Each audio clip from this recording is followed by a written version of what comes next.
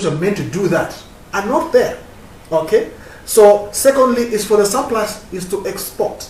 So for me, even Zambians are already grappling, with high cost of living, but the policy gap which we have will exacerbate the situation. But now you did say, what is the solution to this? What are the answers to this? For example, let me also give you a context. When the president when UPND became into power, one thing they did is that, at my sake, they stopped the issuance of investment certificates under ZDA. That did more harm to the economy, because what happens in the investment pipeline for 1 year, whatever opportunities you have could have been harnessed for last 4 years. Okay. That had a strain on the economy. The other aspect is that, let me not go on that. Now let me look at what solutions. For example, one thing which UPND should have done in the case of, because the justification to say they sought the maize because PF left debt. Let me give an example. UPND knows for a fact that we have shares in these mining companies, okay, and we share revenue. And the basis for sharing is revenue, dividends. You understand that? But the government should have gone and negotiate that we share based on commodities. So this what would have happened.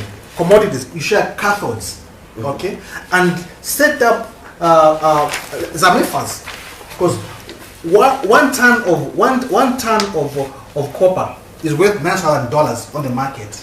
Okay. But when you add value, it's about $150,000, meaning that give Zamefa that commodity, because you're sharing based on commodity.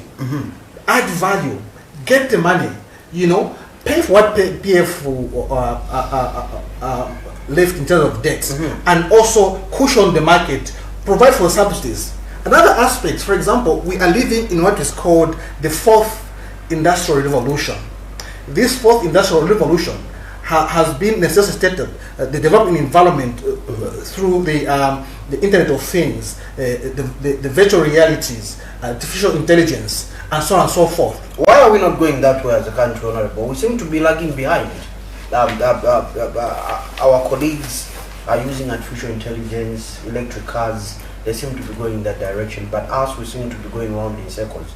Why is it like that? And that's what I'm saying. For example, we have told ourselves, the president did pronounce that by 2026 we will have done about 3 million metric tons of copper cathodes. Okay, and here is things. There is world trade and investment realignments because of what's happening in China, and most of the companies, American companies or the West companies, are moving out of China.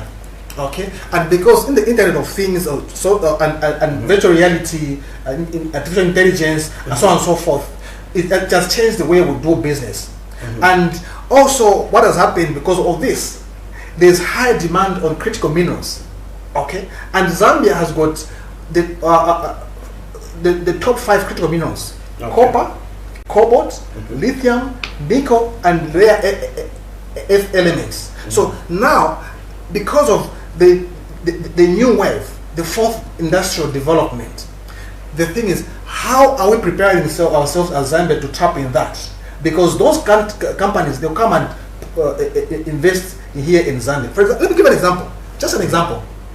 Copper 1 ton is worth $9,000, but when you improve the way of producing, for example, you've got what is called nano copper powder. It's a nano powder, okay? Nano powder. 1 ton of copper, okay, cathodes is worth $9,000, but 1 ton of nano powder copper is worth $493,000. You heard me correctly. So the issue is that the focus should be, we need to understand the global trade arrangement going on. And the rush is for Africa, and we have these critical minerals. How do we leverage in that, to invest in that, and ensure that Zambians' lives, living standards are improved, as it were. Before Joe comes in with another question, I know he's begging to have a question asked. I would like you to address this from one of our followers on Facebook. Isaac Chileshe, big ups to you and good morning to you, who says, good morning, my two brothers and our guest.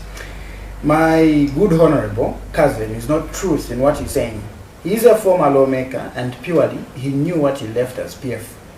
Let him go to Honorable Mwetwa and get schooled. He never heard any insult from Wakwitu TV.